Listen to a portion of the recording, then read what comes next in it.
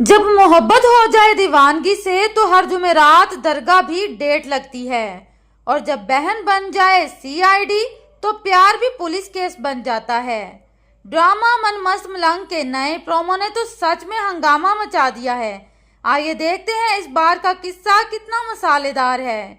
اس بار کا پرومو کچھ زیادہ ہی ہنگامہ خیز نکلا۔ ایک طرف وفا نے یہ تہیہ کر لیا ہے کہ اس کی بہن منہا کی شادی بس کبیر سے ہی ہوگی، چاہے اسے اس مشن کے لیے کچھ بھی کیوں نہ کرنا پڑے، حتیٰ کہ کبیر کی امی کو اس دنیا سے ہی کیوں نہ روانہ کرنا پڑے۔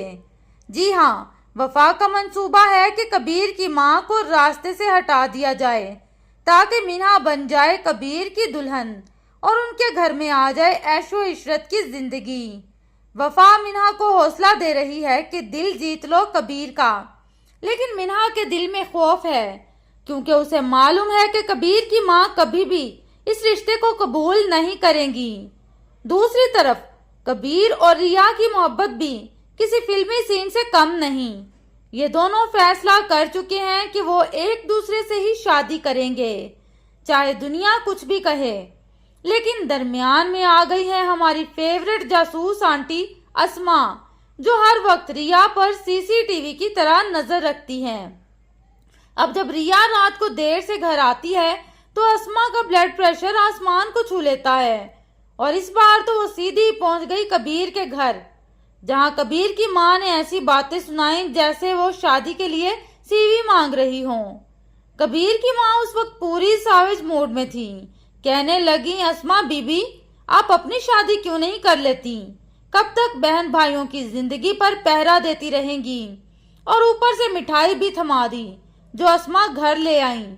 اب ریا نے تو بغیر کچھ سوچے سمجھے وہ مٹھائی کھانا شروع کر دی، خوش ہو کر کہ شاید کبیر نے شادی کا پرپوزل بھیج دیا ہے۔ لیکن جیسے ہی اسما نے سچائی بتائی کہ یہ مٹھائی کبیر کے نئے رشتے کی خوشی میں آئی ہے، ریا کے پیروں تلے سے زمین نکل گئی۔ اس کی آنکھوں میں آنسو تھے، دل میں ٹوٹا ہوا خواب، اور دماغ میں صرف ایک سوال، کبیر نے یہ کیا کر دیا؟ پرومو کے اختتام پر ہم دیکھتے ہیں کہ ریا کا دل ٹوٹا ہوا، وفا کا خطرناک منصوبہ، اور ایک گھر جہاں پیار، سازش، قربانی اور مٹھائی سب کچھ ایک پلیٹ میں پیش کیا جا رہا ہے۔ تو دوستو، آپ کا کیا خیال ہے؟ کیا کبیر واقعی ریا کو چھوڑ کر کسی اور سے شادی کر لے گا، یا یہ سب وفا کی چال ہے؟ اپنی رائے نیچے کمنٹس میں ضرور دیں۔